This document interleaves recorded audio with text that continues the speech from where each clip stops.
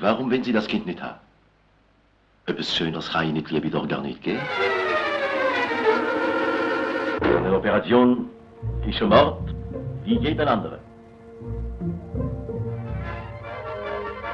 Jetzt sind die 10 Minuten aber rum. 1 Minute fehlt noch. Prost! Oh, ich glaube, ich finde den Heimweg nicht mehr. Ich bringe die heim. Was erlauben Sie sich? Fehlt dir etwas? Ich weiß nicht, Papa, mir ist seit ein paar Tagen nicht gut. Es ist mir trümmelig und schlecht.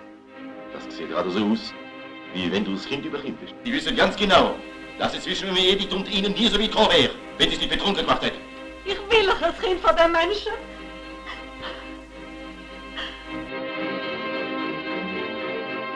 Du hättest es nie dürfen so weit lassen. Jetzt sitzt ich da und briefst. So hilf mir doch. Du stellst mich da vor ein unmenschliches Dilemma. Meine Ehe, meine Überzeugung. Ich bin so bleich. Findest du nicht auch? Dr. Ferrer, der Kinderapostel bringt seine eigene Tochter um. Ich habe mich gestellt, weil ich von meiner Schuld überzeugt bin.